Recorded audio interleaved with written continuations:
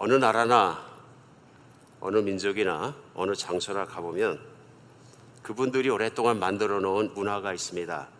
아마 문화의 대표적인 것이 노래가 아닌가 싶습니다. 어느 민족이나 보면 전해드린 노래가 있고요.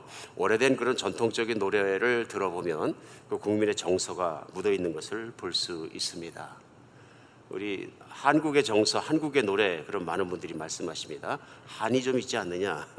뭐 그럴 수밖에 없는 게, 우리도 아는 것처럼 역사를 통해서 내려오면서 한국이 많은 외침과 또 불안정한 시대와 그런 것을 겪어오면서 가난해서 서럽고, 외적들이 와서 힘이 없어 서럽고, 주권을 뺏겨 서럽고, 모든 서러움 가운데 막 그런 것이 노래 속에 묻어 있지 않은가, 많은 분들이 동의하고, 오늘날도 그래서 저도 가끔 이렇게 그 생황이라고 하나요? 그 한국 고전 악기 중에서 그 은은하게 울리는 그것을 들으면 왠지 가슴이 찡합니다. 괜히 나도 모르게. 아마 한국인의 정서가 제 속에 가득 있는 것 같습니다. 그래서 보통 사람이나 나라를 보면, 그 노래를 들어보면 그 나라의 정서를 가늠할 수 있는 것처럼 우리 기독교인들도 그렇습니다. 기독교인들이 부르는 노래가 따로 있습니다. 교인들이 부르는 노래가 따로 있고요. 초대교회의 대표적인 성가집은 시편입니다. 초대교회 교인들은 만날 때마다 시편을 암송하고 시편을 낭독하고 시편을 서로 같이 외우고 시편 속에서 은혜를 받았습니다. 쉽게 생각하면 오늘 우리가 교인들이 모여서 주일날 찬송가나 혹은 요즘 뭐 새로운 찬양, 경배와 찬양, 여러 가지 찬양들이 나와서 그것들을 우리가 하나님을 찬양하는 데 사용합니다. 그러나 전통적으로 교회에서 초대교회에 사용했던 찬양은 시편이 중심입니다. 근데 시편은 단순한 노래집이 아닌 것을 알 수 있습니다. 시편이 노래집이라면 그냥 노래로 세대에 끝났을 것인데, 오늘도 시편은 성경 안에 들어있어서 우리에게 메시지를 전해줍니다. 그 대신 시편은 역시 시이고 노래이기 때문에 오늘날 우리에게도 지성적인 측면과 지적인 측면과 감성적인 측면의 모든 것을 채워줄 수 있는 하나님의 은혜의 보고입니다. 그런 면에서 시편은 우리에게도 실생활에서 엄청 중요한 역할을 합니다. 이게 무슨 역할이냐면요, 우리 실생활에서 겪을 수 있는 인생 중에 희노애락, 내가 기쁠 때와 화날 때와 정말 슬플 때와 뭐 모든 조건 속에서, 인생 속에서 이 환경에 내가 어떻게 반응해야 되는가, 또 그런 환경 속에서 하나님께 어떻게 기도해야 되는가 하는 내용들이 시편에 백억기 밖에서 나와 있습니다. 그래서 우리는 시편을 읽음으로 말미암아 우리가 기쁠 때는 하나님께 어떻게 감사해야 되는가, 슬플 때는 그 슬픔을 어떻게 발산해야 되는가, 외로울 때 어떻게 해야 되는가, 또 어떨 때는 낙심될 때 어떻게 해야 되는가, 특별히 또 자기 자신에 대해서 후회하는 일이 생겼을 때, 낙심했을 때, 회개할 일이 있을 때, 하나님과 관계가 멀어졌을 때 내가 어떻게 해야 되는가 하는 길들에 대해서 시편 내용을 통해서 상세하게 나와 있습니다. 저희 한민족교 새벽기도를 통해서 사무엘 하 말씀을 나누고 있습니다. 그래서 지난 주간 동안은 사무엘 하 말씀을 나누다가 사무엘 하 11장, 12장, 13장을 지나가면서 특별히 다윗의 시편이 많습니다. 다윗의 시편들이, 다윗의 삶 속에서 그가 겪은 일들이 나왔습니다. 그때 제 마음속에서도 다윗의 시편을 한편 주일날 나눴으면 좋겠다, 새벽에 그냥 훅 지나가기에 너무 참 중요한 내용을 가지고 있구나 하는 걸 깨닫게 되었습니다. 오늘 그 첫 번째 시간으로 다윗이 쓴 시편 중에서 51편을 나누겠습니다. 다음 주에는 51편 2편을 나누도록 하겠습니다. 왜 그러냐면요, 이게 너무 긴 것도 긴 것이지만 내용이 너무 심오해서 이 내용들을 그냥 훅 지나가기에는 너무 중요하다는 생각이 들었습니다. 그래서 오늘은 그 첫 번째로 51편 1절에서 5절까지가 본문 말씀입니다. 제가 읽겠습니다. 다시. 하나님이여, 주의 인자를 따라 내게 은혜를 베푸시며 주의 많은 긍휼을 따라 내 죄악을 지워주소서. 나의 죄악을 맑게 씻으시며 나의 죄를 깨끗이 제하소서. 물은 나는 내 죄가를 나오니 내 죄가 항상 내 앞에 있나이다.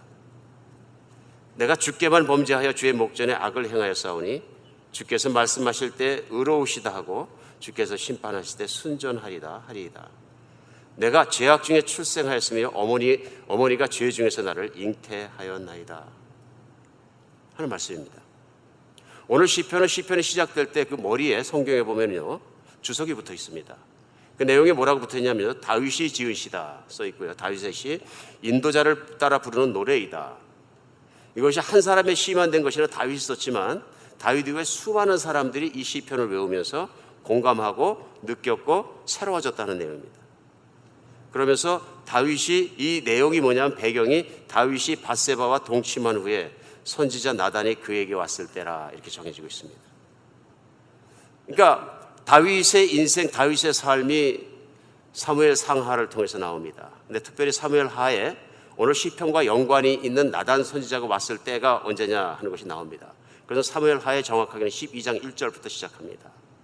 근데 나단 선지자가 다윗에게 온 이유가 있습니다. 그 이유가 뭐냐 하면은 11장 첫 머리에 보면 전쟁의 시기가 됐는데 모든 곳에 성공하고 통일국가를 이루고 큰 나라를 이룬 다윗이 전쟁에 나가지 않아도 될 만큼 이제 큰 왕이 됐습니다.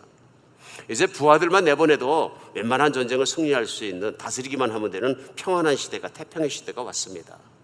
우리가 아는 것처럼 다윗은 고생을 많이 한 사람인데요, 그 태평의 시대에 부하들은 전쟁을 내보내고 낮잠을 실컷 주무시고 오후 늦게 돼가지고 성전 위에 옥상을 거니는데 어떤 여인이 왜 그랬는지 모르죠. 아직도 햇빛이 남아있던 것 같은데 발가벗고 목욕을 합니다. 그것을 다윗이 보다가 마음속에 욕종이 끌리니까 그를 잡아오라 합니다. 그를 데리고 오니까 그가 동침합니다. 알고 보니까 자기의 충복 중에 한 사람인 30명의 용사 중에 한 명인 우리아의 아내예요. 근데 문제는 그래서 쉬쉬하고 그냥 보냈습니다. 근데 조금 지나자 그 여인이 사람을 보내서 내가 임신했습니다. 큰일이 난 거죠. 그러자 우리아를 전쟁터에서 급하게 불러가지고 우리아에게 집에 가서 며칠 쉬어라 그럽니다. 그러면 임신한 것을 우리아 때문에 임신했다고 덮기 위해서 합니다.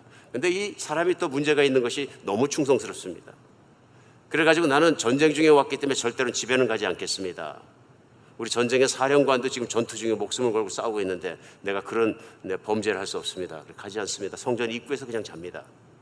그러자 안 되겠으니까 성전에 불러들여갖고 술을 취하게 합니다. 다윗이 술을 잔뜩 주고 연회를 베풀었겠죠. 술이 취하니까 가서 여자 생각이 나면 아내에게 갈 것이다 하고 그 머리를 씁니다. 그런데 이 충성된 사람이 술이 취한데도 안 갑니다. 그래서 안 되니까 이제는 다시 그에게 편지를 써서 손에 들려서 사령관에게 다시 돌려보냅니다. 성벽에서 전투할 때 가장 죽기 쉬운 거 성벽 맨 밑에 들어가서 성벽의 공격 속에서 이거 죽게 하라는 내용이었을 것입니다. 결국은 다윗의 계략대로 우리아가 죽습니다. 충성 속에 죽습니다. 우리아가 죽자 즉시 밧세바를 집에 데려와서 아내로 삼고 그 아이를 출산하게 합니다. 그리고 모든 것을 덮습니다. 아마 신복 몇 명만 내용을 알고 있었겠죠. 근데 왕의 엄청난 권한이 있기 때문에, 능력이 있기 때문에 모든 걸 덮어버립니다. 그리고 세월이 지나가면 끝입니다. 이제는 누구도 반문할 수 없습니다. 그런데 12장에 보면 1절에 나단 선지자가 갑자기 찾아옵니다. 그래서 얘기합니다. 그리고 우리가 아는 내용이지만 다시 한번 말씀드리면 이런 예화를 얘기합니다. 무슨 얘기냐면 한 고을에 부자가 있는데 양이 많고 소가 많고 정말 부자다. 근데 그 부자 옆에 가난한 사람이 사는데 그 사람에겐 암양 한 마리밖에 없다. 그래서 이 가난한 사람이 암양을 기를 때 딸같이 길렀는데 같이 먹고 같이 자고 정말 귀하게 길렀는데 어느 날 부잣집에 손님이 왔는데 이 부자가 자기 양을 잡지 않고 가난한 집에 있는 한 마리 양을 강제로 뺏어다가 잡아가지고 손님을 대접했다. 나단 선지자가 묻습니다. 다윗에게 당신 생각에는 이 부자를 어떻게 해야 될 것 같습니까? 하고 물어봅니다. 그러자 다윗이 의기탱천해서 얘기합니다. 하나님의 이름을 두고 맹세하느냐 그런 자는 반드시 죽여야 된다. 그래서 나단 선지자가 얘기합니다. 그 죽을 자가 바로 당신입니다. 제 생각에는 그 순간에 다윗이 거꾸로졌습니다. 애를 낳도록 1년간 덮었는지 모르지만 덮어지지 않는 것이 뭐냐면 하나님께서 아신다는 것입니다. 사람들에게는 모든 것이 완벽하게 자기 계획대로 다 덮어졌고 자기의 의로움이 지켜졌는지 모르지만 하나님은 아신다는 것입니다. 그때 하나님께서 아시고 그 죽일 죄인이 바로 당신이요 하고 얘기했을 때 그 이후에 쓴 시편이 바로 오늘 여러분과 제가 말씀으로 받고 있는 시편 51편입니다. 우리가 그 배경이 이해가 가면 더 말씀을 이해하기가 참 쉬운 것 같습니다. 왜냐하면 이 시편을 쓴 사람이 어떤 심령으로 썼을까 하는 것을 우리는 알 수 있습니다. 우리 다윗의 마음이 그 순간 완전히 부서지고 깨어져서 하나님 앞에 회개를 시작하는 겁니다. 그리고 그 회개가 진정으로 오늘날도 우리에게 우리 가슴을 울리는 회개로 시편 가운데 남아 있어서 이 시편을 그냥 훅 읽고 지나가기에는 너무 중요한 사항들이 이 안에 포함되어 있는 것을 깨달을 수 있습니다. 언젠가도 말씀드렸습니다만 한국에서 밀양이라는 영화가 나와가지고 기독교를 약간 흔든 적이 있습니다. 교회 교인들이 힘들어했다는 얘기입니다. 이 영화 내용 다시 한번 말씀드리면 여러분이 아시는 것처럼 어떤 여인이 아들 하나를 귀하게 낳고 어린아이들을 키우는데 웅변학원을 보냈는데 이 웅변학원 원장이 돈이 필요하니까 그 아이를 유괴해가지고 협박하다 돈을 못 받으니까 죽여버렸다 하는 얘기입니다. 아들을 잃고 힘들어하던 여인이 교회에서 위로를 받게 됩니다. 그래 교회 가서 위로를 받게 되고 하나님의 위로를 임하니까 그걸 가지고 인생의 희망을 삼고 살아갑니다. 신앙을. 그리고 교회에서 가르치는 가르침 중에서 용서와 화합에 대해서 배움을 받게 되고 예수 그리스도의 뜻에 의하면 지금 현재 붙잡혀서 교도소에서 형을 살고 있는 유괴범을 자기 아들 살인범을 용서하는 것이 예수님의 뜻이라는 것을 믿게 돼서 교도소를 찾아갑니다. 근데 교도소를 찾아가서 면회를 하고 그 범인을 보고선 나는 오늘 당신을 용서하겠습니다 말이 안 나오는 것을 온갖 고통 속에서 말을 하려고 노력하고 있는데 막상 찾아가서 그 범인을 보니까 범인의 얼굴이 광채가 빛납니다. 예수를 믿으시라. 그러니까 나도 이미 다 알고 있고 나도 이미 하나님 용서 다 받아서 여기 들어와서 예수 믿고 편안하게 살고 있습니다. 그 순간 이 여인의 속이 뒤집어집니다. 아마 이 영화를 보던 세상에 있는 사람들의 속도 뒤집어졌을 것입니다. 많은 분들이 심지어는 교회 교인들도 속이 뒤집어지신 것 같습니다. 왜 그랬을까요? 많은 분들이 보는 교회에 대한 부정적인 시각이 있습니다. 교인들의 신앙이 위선이다 하는 것입니다. 누군지 모르지만 감독이나 그 영화를 만드신 분이 신앙의 순수하지 못함, 신앙의 위선을 찝기 위해서 그 영화를 만드신 것 같습니다. 교회 다닌다, 예수 믿는다 하면서 다를 게 무엇이 있느냐, 종교도 위선 아니냐 하는 쪽에서 찍었던 것 같습니다. 그러니까 교회 다니시는 분들도 많은 도전을 받아 특별히 젊은이들이 많은 도전을 받으셔서 저에게도 수많은 젊은 성도님들이 목사님은 꼭 밀양을 보셔야 됩니다. 그래서 아마 제가 위선자라서 밀양을 보라 그러셨는지 모릅니다. 그건 아니라고 생각합니다. 저에게 직접 말씀하시고 사랑하시고 오늘까지 사랑하는 분들이기 때문에 그 안에 메시지가 있더라 그런 얘기입니다. 메시지가 있더라. 오늘 이 메시지는 어떤 면에서 우리에게 굉장히 중요합니다. 왜냐하면 신앙인 중에 교회를 다니는 교인 중에 위선자가 있을 수 있습니다. 생각보다 많이 있을 수도 있다. 가능성이 있는 얘기입니다. 다윗은 최고의 신앙인입니다. 과거나 심지어는 현재까지도 하나님께서 인정하시는 최고의 신앙인입니다. 그런데 오늘 최고의 신앙인이 그 넘어지는 과정을 보니까 그럴 수 있다. 만약 다윗이 왕이고 예를 들면 오늘날 다윗이 대통령이고 대통령이 자기의 그런 부정하고 정말로 이런 정말 파렴치한 사건 아닙니까? 자기가 간음한 것뿐만 아니라 간음을 덮으려고 그 남편까지 죽이게 만들고 그다음에 세상 사람을 감추고 이렇게 모든 것이 얼마나 파렴치. 이게 만약 오늘 대통령인데 그에게 드러나면 어떻게 될까요? 그렇죠? 죽일 놈이다. 그리고 두 번째, 하나님을 믿는다는 거 다 거짓말이다. 다 위선이다. 이해가십니까? 오늘날 한국이 탄핵 정국이 돼서 대통령의 연약한 점이나 뭐 그런 점들 때문에 현재는 감옥에 들어가 계신 것 같고 사람들이 그 대통령에 대해서 얘기하면 죽일 사람이다 하고 얘기하고 의기 탱천해질 것 같습니다. 다윗에게는 그보다 더 했을 것입니다. 아마. 그렇지 않습니까? 영원히 버렸을 것입니다. 사람들이. 다윗 그러면 위선자. 그런데 신기하게도 다윗은 오늘날 최고의 신앙으로 추대받고 있습니다. 오늘 시편 51편 속에서는 그가 그렇게 된 이유가 들어있습니다. 우리도 그 면을 발견했으면 좋겠습니다. 우리가 최고의 신앙이 되는 것, 진정한 신앙이 되는 것, 정말로 좋은 신앙인이 되는 것은 바로 다윗의 51편을 깊이 깨달았을 때가 아닌가 싶습니다.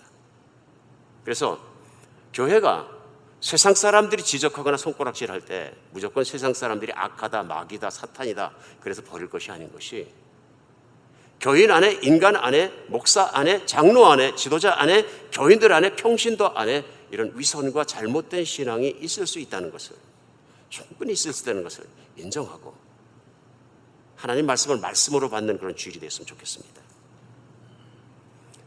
오늘 본문은 다윗을 통해서 진정한 회개가 무엇이냐 하는 것을 우리에게 보여주고 있습니다.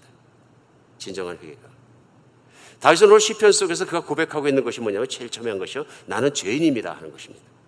나는 죄인입니다. 회개에 있어서 가장 중요한 것은 무엇이냐면요, 자기가 죄인인 것을, 자기가 죽을 수밖에 없는, 하나님이 나를 지옥으로 보낼 수밖에 없는 죄인인 것을 내가 심각하게 깨닫는 것입니다. 아마 이 순간까지 다윗이 나단이 와서 지적하는 그 순간까지는 모든 걸 덮었기 때문에 하나님 앞에 죄에 대한 느낌과 죄책감과 이런 걸 느끼지만은, 내가 죽을 수밖에 없는 죄인이고 하나님께서 나를 버리셔도 괜찮다는 느낌이 들어오지 않았던 것 같습니다. 만약 그런 느낌이 들어왔으면 아마 그 이전에 무릎 꿇고 회개하고 사죄하고 국민 앞에, 백성 앞에 나는 왕의 자격이 없는 사람이다 하고서 내려섰을 것입니다. 근데 다윗은 덮은 거죠. 근데 나단 선지자가 와서 지적을 해줌으로 말미암아 그 죄가 마음속에서 일깨어난 겁니다. 그리고 하나님 앞에 회개하는 것입니다.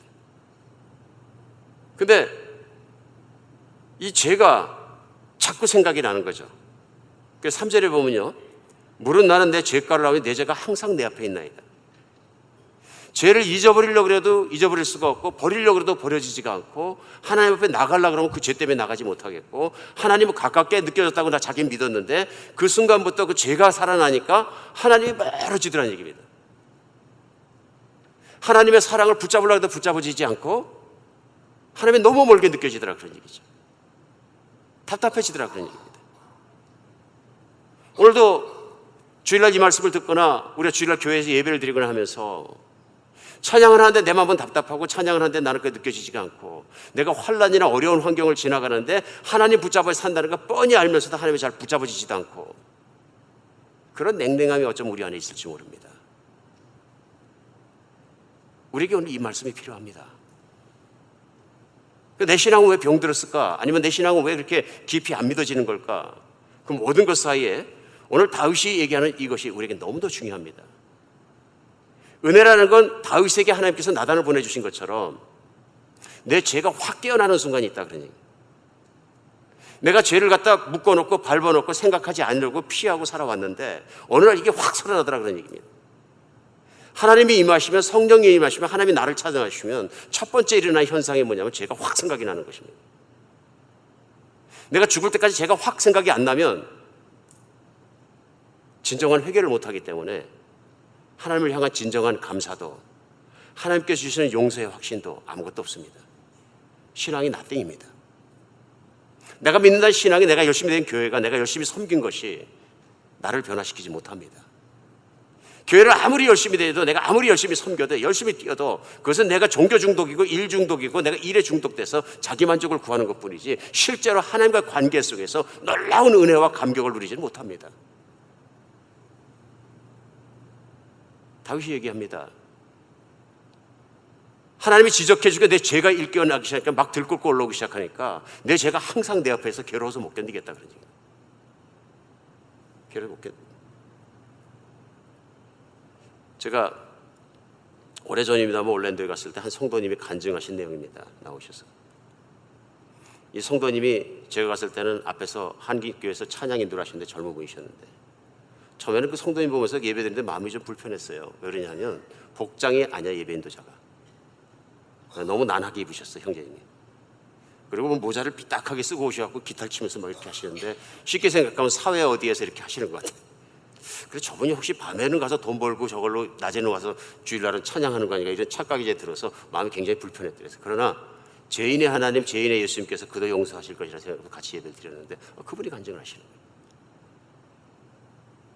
그분의 간증은 이겁니다. 아버지가 장로님이셨는데 평생을 교회 다니면서 아버지의 행실이 교회에서 다르고 집에서 너무 다르셔서, 그리고 교회에서도 잘못하는 게 자기 것들도 너무 많으셨어요. 왜냐하면 엄청나게 강하신 분이셨고, 교회 오면 그냥 목사님부터 시작해서 성도까지 눈에 띄면 잘못하면 막 소리 지르고 나무셨다고. 그러니까 자기들이 볼 때는 교회에서 사람을 아프게 하고 힘들게 하고 모든 게 하는데 아버지는 의로운 길을 가신다고 그렇게 하셨다. 그 아버지가 병환이 되셨어요. 정말 죽을 병이 드셔가지고 오늘내일 하셨는데 가족들 다 모으고 청지들 다 모였는데 죽을 시간을 기다리는 거죠. 사실 길이 없으니까. 깊은 잠이 드셔서 식사도 안 하시고 하루를 주무셨는데 그 잠에서 깨어나더니 뻘떡 일어나셨어요. 그냥 앉으셨어요. 힘이 없어서 누워 계셨는데 첫 번째 하신 말씀이 뭐냐 하면은 가서 목사님을 모셔와라. 내가 갈 수는 없고 힘이 없어서 모셔와라. 이 아들이 열심히 가서 목사님을 모셔왔더니 오자마자 힘든 몸을 가스로 부축을 받고 추스려가지고 목사님 앞에 무릎을 꿇고 눈물을 흘리며 회개하더래요. 목사님이 죄인을 용서해 주십시오. 저는 목사님과 교회에 많은 죄를 졌습니다. 저는 평생을 목사님 무시하고 살았습니다. 그리고 목사님을 비판했습니다. 완전하지 못한 목회자라고 판단하고 비판했습니다. 더러운 죄인이 나 같은 자를 목사님 용서해 주십시오. 그 용서가 끝나고 나니까 자식들, 부인, 자식들 한 사람 앞에 무릎 꿇고 눈물을 흘리면서 나를 용서해달라고 회개하셨어요. 그 사연의 즉슨 왜 그랬냐 하면은 자기가 꿈속에 하나님을 만났는데 하나님께서 자기는 당연히 환영해 주셨는데 너는 지옥으로 가야 된다고 말씀하셨어요. 그때 그 받은 충격이 엄청났다. 근데 하나님 생각나게 하셨는데 곰곰이 생각해 보니까 나는 천국 갈 만한 회개를 하지 않았고 천국 갈 만한 모든 것이 안 되고 나는 내가 열심히 한 것만 가지고는 천국 갈 만한 이유가 하나도 없더래요. 그때 자기가 깨달은 게 뭐냐면 죄가 다 깨달아지면서 나는 하나님께서 지옥을 보내셔도 할 말이 없는 자라. 할 말이 없는 자라. 그래서 회개했대요. 저를 용서해 주십시오. 그때 하나님께서 그 죄를 내가 예수 그리스도 말만 용서해 주겠다 하고 잠에서 깨어났는데 하나님께 용서를 받았다고 꿈속에서 자기가 믿지만은 생각해 보니까 죄 지은 사람들이 너무 많아서 수록수록 생각이 나서 아프지만 어떻게 할 수 없다. 이분이 이 모든 과정을 끝내시고 눈물로 회개하시면서 그 다음날 돌아가셨어요. 복 많은 분이라고 생각합니다. 왜냐하면 하루를 진짜 하나님의 사람으로 사셨으니까요. 그 덕분에 비뚤어지고 마약 중독되고 힘들었고 비틀어졌던 그 아들이 하나님께 돌아왔어요. 태도는 삐딱하지만 찬양하고 있는 거예요. 그 말을 듣고 그 형제가 그 다음 주에 찬양을 하니까 은혜 중에 은혜가 임하는 거예요. 은혜 중에 은혜가. 진정한 회개라는 것이 얼마나 사람을 다르게 하는지 우리는 깨달을 수 있습니다. 오늘 다윗은 자기의 죄악이 살아나고 하나님을 진실로 내 앞에 찾아오셨을 때 내가 그걸 느끼고 나니까 내 죄가 항상 내 옆에만 있는 것이 아니라 제 문제 때문에 너무 힘든 것뿐만 아니라 내가 주께만 범죄했다고 고백합니다. 우리 이게 무슨 말인가 생각할 수 있습니다.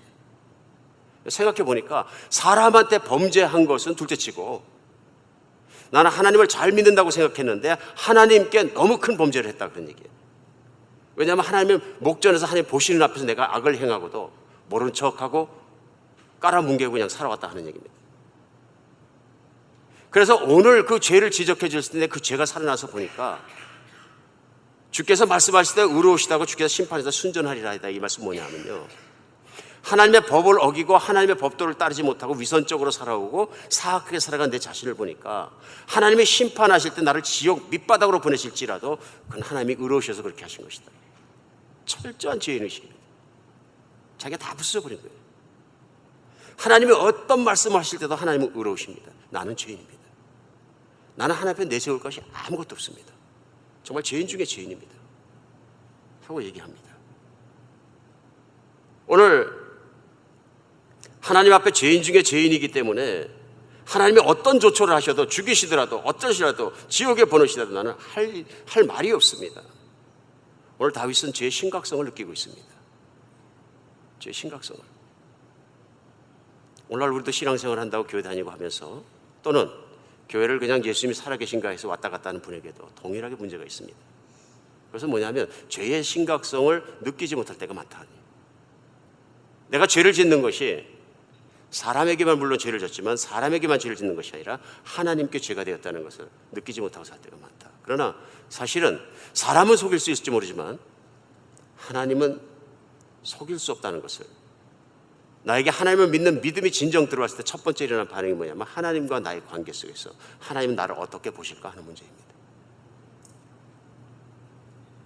하나님은 왕이시고 하나님은 모든 걸 가지고 계시고 하나님은 통치자이신데 그 하나님의 주권 앞에 나는 어떤 죄를 지었는가, 무엇을 반역했는가, 죄의 심각성을 깨달을 수 있다는 것입니다.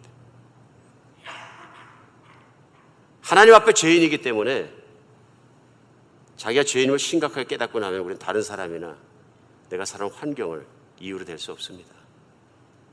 그렇죠? 하나님 앞에 죄인이기 때문에 저 사람 때문에, 이 사람 때문에 내가 죄를 짓고 있는 것을 합리화시킬 수는 없는 일입니다. 근데 제가 뭐 부모 때문에 그렇고, 내가 와이프 잘못 만나서 그렇고, 남편 잘못 만나서 그렇고, 친구 잘못 만나서 그렇고, 세상이 악해서 그런 것인지 핑계댈 수 없다. 그런 얘기. 성령님만이 이런 죄를 깨닫게 하십니다. 그래서 예수님께서 요한복음 16장에는 승천하시는 제자들에게 이런 말씀하셨습니다. 16장 7절로 8절입니다. 그러나 내가 너희에게 실상을 말하니 내가 떠나는 것이 너희에게 유익하리라. 내가 떠나가지 않으면 보혜사가 너희로 오시지 아니할 것이요 가면 내가 그를 너희에게로 보내리니 그가 와서 죄에 대하여, 의에 대하여, 심판에 대하여 세상을 책망하시리라.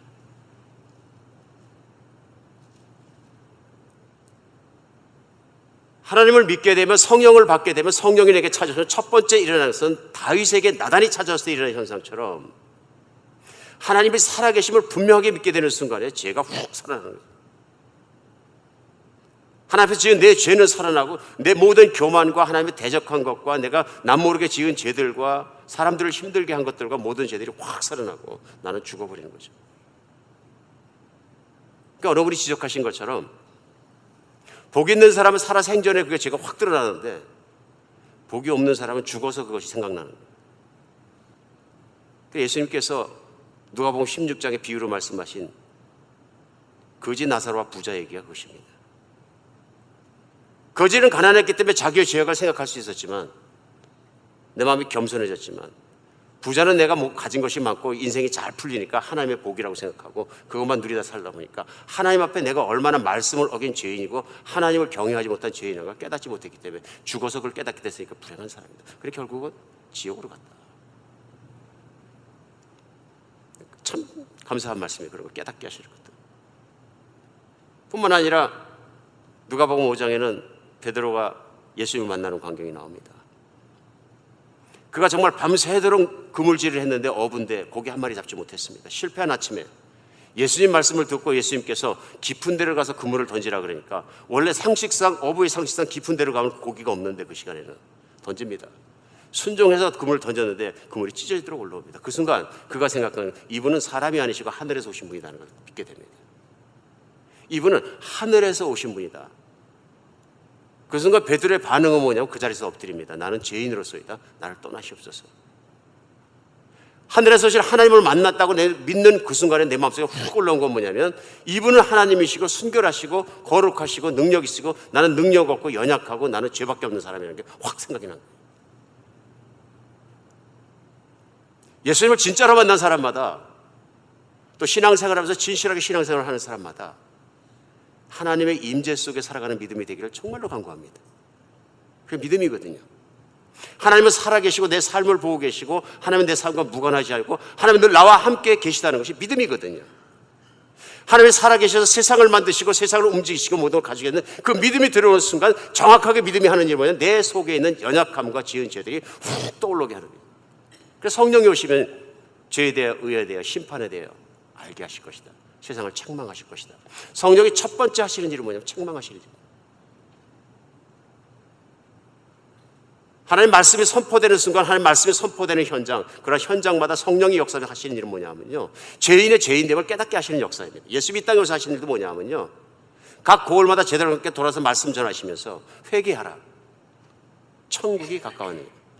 천국을 들어가고 천국을 소유하고 천국을 누리고 천국에 사는 유일한 길이 뭐냐면 회개하는 것입니다.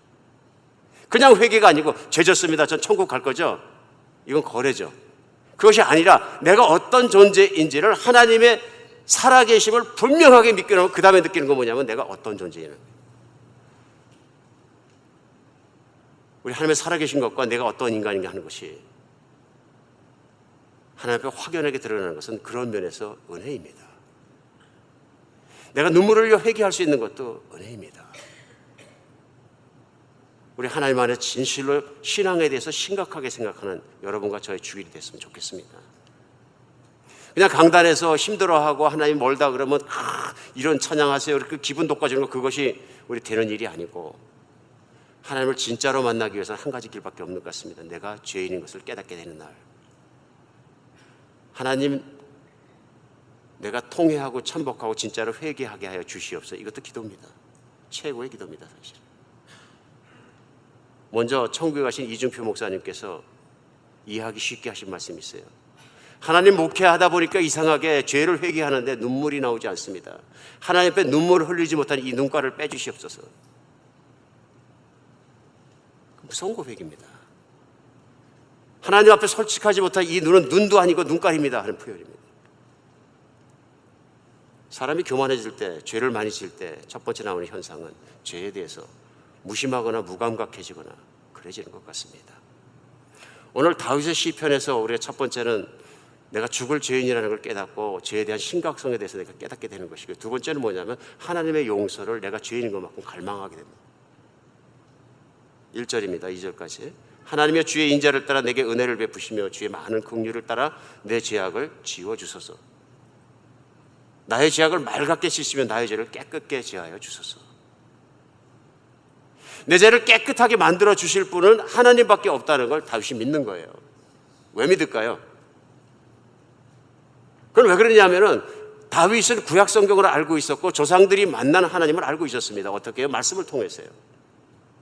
그래서 구약 성경 출애굽기에 보면은 34장 6절로 7절에 하나님이 어떤 분이신가 하는 것을 모세 앞에 선포하는 과정이 나옵니다. 하나님 누구십니까? 하고 물어보니까 하나님께서 자신을 선포해 주고 나타내 주시면서 이렇게 말씀하십니다. 여호와께서 그 앞을 지나가시며 선포하시되 여호와로라 여호와로라. 자비롭고 은혜롭고 노하기를 더디하시고 인사와 진실이 많은 하나님이라. 인자를 천대까지 베풀며 악과 과실과 죄를 용서하리라. 모세가 하나님은 어떤 분이십니까? 하고 물어보실 때 이름을 말씀하시 여호와라 말씀하시면서 여호와라는 사람을 구원하는 자라는 말씀. 그러면서 자비롭고 은혜롭고 노하기를 더디하시기 때문에 인자하시고 진실이 많은 하나님이라. 인자하심을 천대까지 믿는 자들에게 베풀으시며 악과 과실과 죄를 용서하리라. 용서하시는 하나님이 나옵니다. 다윗이 오늘 시편에서 매달리는 근거는 이것입니다. 나를 보니까 내 죄가 항상 내 앞에 있고 나는 더럽고 정말 더럽고 내가 어머니의 모태서부터 죄 중에 태어난 사람입니다. 없앨 수 없는 죄의 본질이 내 안에 있습니다. 이번에 밧세바하고 동침한 죄 하나만 용서해 주고 갖고 되는 일이 아니고, 저는 하나님께서 도와주시 아니면 하나님께서 저를 바꿔주시 하면 저를 용서해 주시 않으면 저는 두고두고 죄를 저지를 자입니다. 저는 본질이 더러운 자입니다. 하나님의 본질적인 회개를 하는 것을 우리 느낄 수 있습니다. 그런데 유일한 희망을 누구에게는 나 자신이 아니라 하나님께 맞추겠는 거예요. 진정한 회개는 절망하는 것입니다. 하나님에 대해서 절망하는 게 나 자신에 대해 절망. 나 자신에 대해서 절망해본 기억이, 회개해본 기억이 내가 교회 다니면서 전혀 없다. 기도하셔야 됩니다. 기도하셔야 됩니다. 어쩌면 나 자신에게 희망을 걸고 있는지 모릅니다. 나 자신에게 너무 희망을 걸고 나타나는 증상이 있습니다. 금방 시험 듭니다. 근데 내가 정말 절망적으로 죄인이고 내가 지옥 들어서 죄인을 느낀 사람들은 사람의 말에 잘 시험 들지 않는 것 같습니다. 내가 죄인인 걸 알기 때문에 나를 높이려고 하지 않습니다. 하나님을 제대로 믿던 성인들, 세인트들마다, 기독교 안에 유명한 사람들마다, 정말 잘 믿은 사람들마다 첫 번째가 뭐냐면요, 매일매일 내가 죄인인 것을 깨닫는 사람들입니다. 내가 연약한 데를 아는 사람들입니다. 잘난 사람들이 아니고요, 유명한 사람이나 정말 높아진 사람들이 아니고요.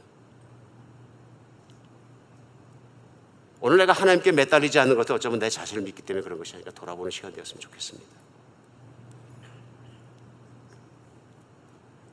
이사야서 맨 마지막 장 66장 1절로 2절에 마지막 때에 하나님께서 주실 은혜들이 나와 있습니다. 그러면서 맨 마지막 장은 1절로 2절에 선포하신 말씀이 이런 말씀이 있습니다. 여호와께서 이와 같이 말씀하시되 하늘은 나의 보좌요 땅은 나의 발판이니 너희가 나를 위해서 무슨 집을 지으랴. 내가 안식할 처소가 어디랴. 그죠? 2절입니다. 나 여호와가 말하노라 내 손이 이 모든 것을 지었고 그들이 생겼느니라. 무릇 마음이 가난하고 심령이 통하면 내 말을 듣고 떠는 자 그 사람은 내가 돌보려니와. 어떤 자요? 내 말을 듣고 마음이 가난하고 심령이 통해 내 말을 듣고 떠는 자. 하나님의 말씀이 선포될 때 마음이 흔들리고 떨리고 하나님 앞에 임재 속에 들어서 어쩔 줄 모르는 그런 사람이 복이 있다. 생각나십니까? 예수님께서 첫 번째 강론하시고 첫 번째 산상수훈의 팔복의 첫 번째 복이 뭐냐면 마음이 가난한 자는 복이 있나니, 애통하는 자는 복이 있나니. 어떨 땐 기독교를 연약하게 봅니다. 그러나 그것이 아닙니다. 진정으로 회개하고 하나님 앞에 내가 어떤 사람이 깨닫지 못하고서는 하나님을 깊이 만난 사람은 한 명도 없습니다. 하나님을 만나신 게 아닙니다. 어쩌면 하나님과 거래했는지 모릅니다. 하나님 내가 열심히 할 테니까 하나님이 천국 가는 개런티를 좀 주세요. 부자도 되게 해주시고. 회개가 없으면 하나님을 그렇게 바라지 않습니다. 무릇 마음이 가난하고 심령이 통하여 내 말을 듣고 떠는 자 그 사람은 내가 돌보리니.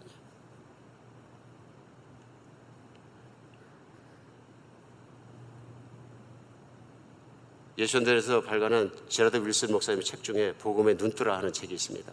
복음에 진짜로 눈을 뜨라, 예수 그리스도의 십자가가 어떤 것인지. 그 내용 중에서 그 저자이신 제라드 윌슨 목사님의 친한 어릴 때부터 친구이자 고등학교 때 단짝이었고 학교 교사였던 에릭이라는 사람의 간증이 나옵니다. 오늘은 그 간증을 읽어드리겠습니다.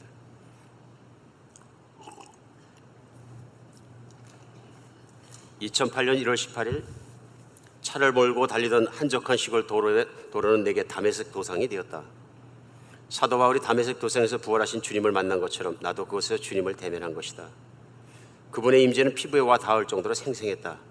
너는 새로운 피조물이고 새로운 사람이다 하는 하나님의 음성을 듣는 순간 내 안에서 주체할 수 없는 울음이 터져나왔다. 생전 처음으로 나라는 인간 전 존재와 은밀히 감추고 있던 모든 비밀과 두려움이 예수 그리스도 앞에서 낱낱이 드러났다. 나는 아내에게 그동안의 거짓말과 간통, 음란물 중독에 대해서 고백했다. 나의 어린 시절은 화목한 가정, 즐거운 교회 생활, 그리스도인 친구들과의 추억으로 요약된다.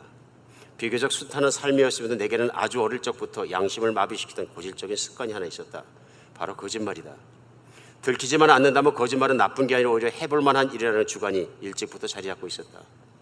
초등학교 시절 내 인생에 가장 가까운 권위자인 부모님께 거짓말했고 자연히 친구와 선생님, 목사님들에게도 거짓말했다. 거짓말은 벌을 모면하고 내가 원하는 것을 손쉽게 얻을 수 있는 아주 유용한 수단이었다. 또한 어린 나이부터 음란물을 접했던 탓에 어느새 내가 가장 원하는 것은 음란물이 되고 말았다. 청소년 시기에 친구들이나 가족, 교회 어른들에게 나의 이런 성향을 들키지 않으려고 전전긍긍했다. 계속해서 음란물을 탐닉하기 위해서는 그 1급 비밀을 신중히 숨기는 것 외에는 다른 방도가 없었다. 나는 누구를 해치지 않는 한 이는 결코 잘못이 아니며 지극히 정상적인 것이라고 끊임없이 자신을 쇠뇌시켰다. 나는 대학에 가서도 여전히 음란물을 떠나지 못했다. 나는 십자가의 복음을 들었고 주님께서 나를 용서해 주심을 알았고 죄에서 벗어나 자유로워질 수 있다는 사실도 알았다. 그런데도 어떤 면에서 나는 그런 자유를 원하지 않았다. 여전히 그 죄를 좋아했기 때문이다. 그 뒤 나의 신앙은 성장했고 주님의 뜻을 더 깊이 알게 되었다. 그러나 여전히 죄를 회개하는 일은 내 삶에 존재하지 않았다. 하나님의 말씀을 갈망하면서도 육신의 정욕이 주는 일시적인 쾌락을 떨쳐버릴 수가 없었다. 여러 면에서 해칠한 무덤과 다를 바 없는 삶이었다. 1997년 12월 브랜디와 결혼한 나는 아내와 새 삶을 꾸려가게 되었다. 그러나 그것은 내가 꿈꾸던 삶과 너무나도 동떨어져 있었다. 결혼식을 올린 지 몇 개월이 지나기도 전에 인터넷에서 만난 사람들과 1대1로 비밀리에 연락을 주고받았고 여전히 음란물을 탐닉했다. 수년 동안 연모해온 속임수 덕분에 아내는 내가 정말로 자상하고 훌륭한 그리스도 남편이라고 믿고 있었다. 나의 교활한 계약에 철저히 속아 넘어간 것이다. 저속한 인터넷 채팅과 한밤중에 음란물 시청에 빠져 지내던 나는 급기야 인터넷을 통해 알게 된 어떤 여자와 육체적인 관계를 맺고 말았다. 그 사건 이후 나는 공식적인 간통자가 되었다. 몇 방울의 눈물과 지극히 인간적이며 세상적인 후에 앞으로는 바르게 살겠다는 각오가 무색할 만큼 나는 얼마 뒤에 또 불륜을 저질렀다. 그때부터 본격적인 악순환이 되풀이되었다. 불륜을 저지르고 안 그러겠다고 다짐하고 다시 같은 과정을 반복하는 일이 7년이나 계속되었다. 복음의 해결책이 있음을 알았지만 내 눈은 여전히 두꺼운 비닐이 덮여 있었다. 나는 장님이었고 탕자였으며 거역자였다. 학교에서 교사로 재직하고 있던 2001년 6월 어느 더운 날이었다. 나는 우리 반 여학생 한 명과 인터넷 채팅으로 부적절한 성적 대화를 주고받다가 성관계를 제안했다. 그것은 내가 사는 텍사스주에서 중형에 해당하는 범죄였다. 결국 6주 후에 나는 미성년자 성범죄법으로 경찰에 체포당했다. 하지만 그 와중에도 내 거짓말은 멈추지 않았다. 방황하는 여학생을 선도하려 했는데 오히려 나를 유혹했으며 도리어 피해자는 나라고 억지를 부렸다. 그러나 은밀한 성적인 죄가 내 인생을 망가뜨리고 영적인 죽음으로 몰고 있다는 걸 나도 분명히 알고 있었다. 결국 나는 청소년 성범죄 처벌법에 따라 10년 동안 집행유예와 보호관찰 선고를 받았다. 거짓말 탐지기가 나를 드러낸 것이다. 나는 그 정도 중형을 받는 것이 아니라고 생각했다. 하지만 판사들의 의견은 달랐다. 나는 몇 년 동안 피해자의 입장을 고시해 왔으나 모든 것이 들통나고 말았다. 거짓말 탐지기 조사에서 거짓말한 것이 판명된 것이다. 나는 완전히 기가 꺾여 집으로 돌아왔다. 처음으로 거짓말로 그 상황을 무마해버릴까 성령이 부드럽게 나를 다그치셨다. 그동안 저지른 잘못들이 모두 고백하라는 것이었다. 결국 나의 이중생활을 그렇게 막을 내리고 말았다. 나의 고백을 들은 아내는 망연자실했다. 그동안 일을 솔직히 털어놓는 동안 아내의 얼굴에는 걱정과 안도감과 형언할 수 없는 고뇌가 차례로 스쳐 지나갔다. 그래도 아내는 내 말을 다 들은 후에 당신을 용서할게 하고 말해주었다. 그 자리에서 나는 용서해준 아내의 사랑은 가히 초인적인 힘이었다고 생각하지만 그 뒤 아내가 겪은 아픔과 고통은 이루 말할 수가 없었다. 몇 주 동안 나와 아내는 집중적인 상담을 받았다. 그동안 내가 거짓말로 속였던 모든 사람에게 연락해서 나의 죄를 고백하고 용서를 비는 기나긴 과정도 시작되었다. 고백과 회개는 고통스럽지만 그만한 보람도 느낄 수 있었다. 하루하루 내 마음이 가벼워졌다. 아내에게 이중생을 털어놓은 뒤 이틀이 지나 2010년 1월 18일 학교로 출근하던 나의 마음속에 새로운 생명력이 샘솟는 것을 느꼈다. 그제야 용서와 회개의 의미가 마음 깊이 와 닿았다. 마가복음 1장 15절 회개하고 복음을 믿으라 는 예수님의 말씀에 순종하자 내 죄에 대한 통회와 새 생명에 대한 기쁨이 가슴 가득히 밀물듯이 밀려들었다. 드디어 나는 구원을 받은 것이다. 그리고 나는 새로운 피조물이 되었다. 할렐루야. 하지만 제약이 남긴 결과는 피해갈 수 없었다. 아내는 조금씩 나를 신뢰하는 법을 다시 배워야 했고 친구와 가족들은 오랜 세월 속아온 나의 이중성을 용서해야만 했다. 아울러 법의 심판도 피해갈 수 없었다. 집행유예 선교의 효력이 현실되자 그들은 곧바로 날 교도소에 집어넣었다. 1월의 그날 이후 지금까지 2년 동안 내 삶에 많은 변화가 일어났다. 이제는 왜 지속적인 회개가 필요한지 그리고 무엇보다 성령 안에서 산다는 것이 어떤 것인지 확실하게 깨달았다.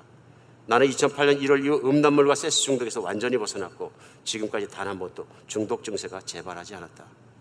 이제는 그런 변태적인 짓을 생각만 해도 몸서리 쳐진다. 내면이 변한 것이다. 하나님은 나를 새롭게 하셨고 더 나은 삶을 주신 정도가 아니라 내 인생 자체를 돌려주셨다.